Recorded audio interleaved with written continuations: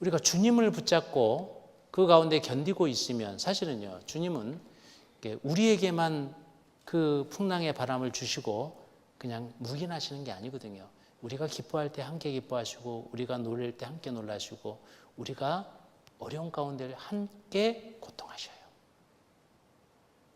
그게 주님이 우리를 가까이 하는, 사랑하는 방법이죠. 자, 그러면 왜 믿음이 필요한가?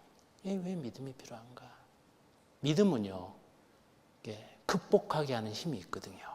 성경 보시겠습니다. 히브리서 11장. 히브리서 내용 가운데 선진들의 믿음에 대한 본으로 보여주면서 선진들도 이렇게 견뎠다. 그리고 증거를 받았고 승리하는 삶을 살았다라는 것을 히브리서 수신자에게 지금 전해주고 있는 겁니다.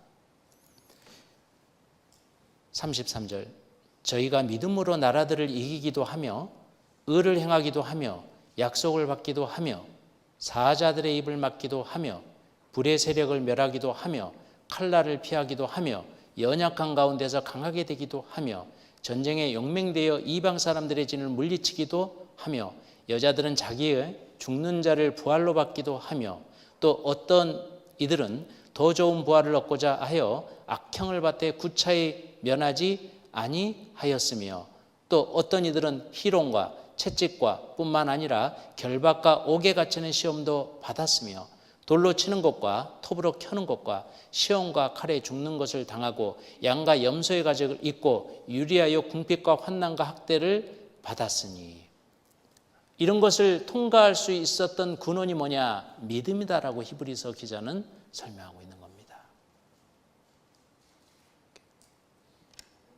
그리고 38절에 이렇게 한마디 하죠.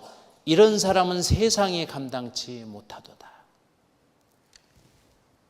그러니까 믿음이 있는 사람은 세상에 감당치 못하는 겁니다. 그래서 이제 그 말씀을 붙잡고 견디고 있는 삶, 그게 믿음이다라고 얘기합니다.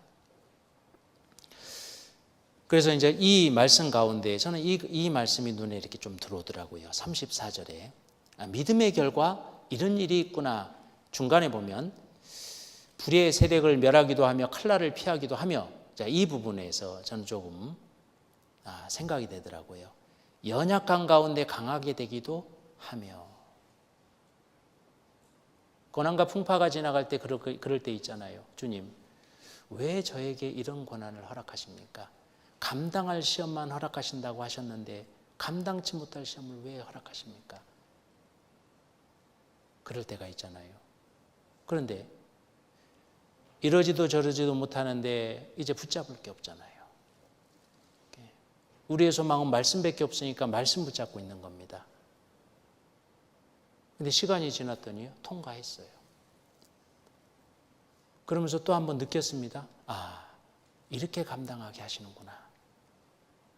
그리고 이제 믿음의 강해짐을 느꼈습니다. 더 큰 풍파가 가도 이렇게 하면 되는구나. 말씀 붙잡고 있으면 풍랑은 지나가는구나.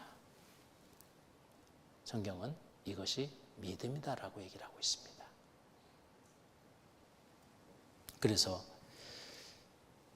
믿음이 없이는 기쁘시게 못하나니, 그러니까 주님은 우리의 믿음을 보십니다.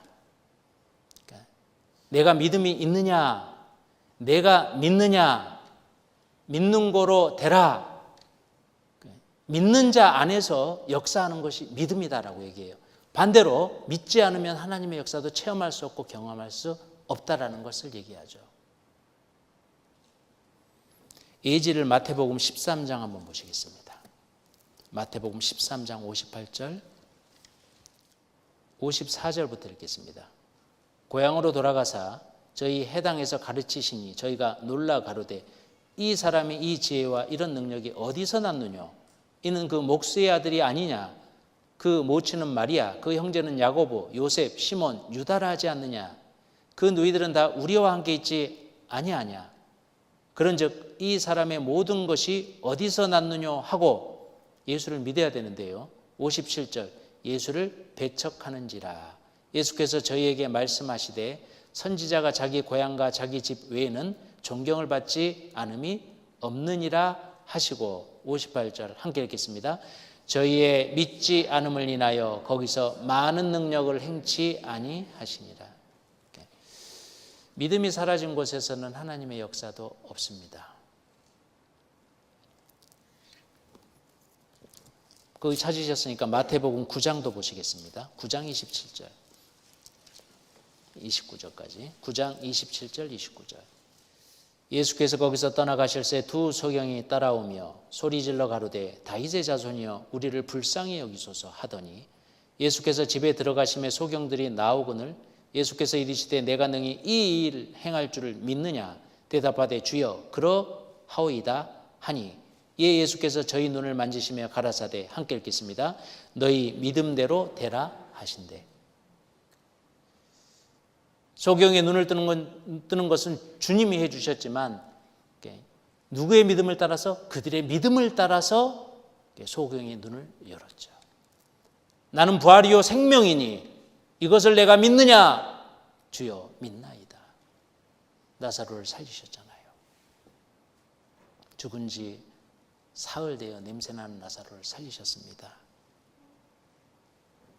시몬 베드로에게 그러잖아요. 깊은 데로 가서 그물을 던지라. 깊은 데 가면 고기 못 잡잖아요. 그물로 깊은 데 가면 안 되잖아요. 그리고 밤이 맞도록 수고했는데 아무것도 얻은 것이 없지만은 말씀에 의지하여 내가 내리리이다.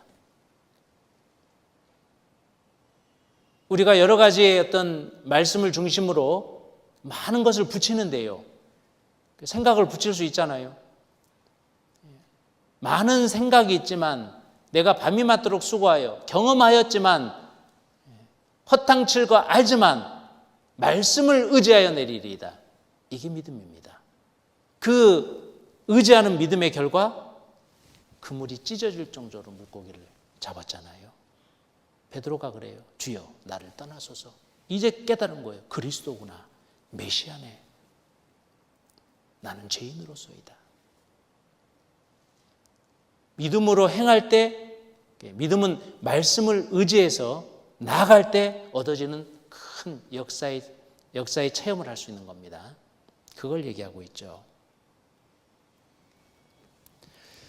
사무엘상 17장 보시겠습니다. 사무엘상 17장 45절.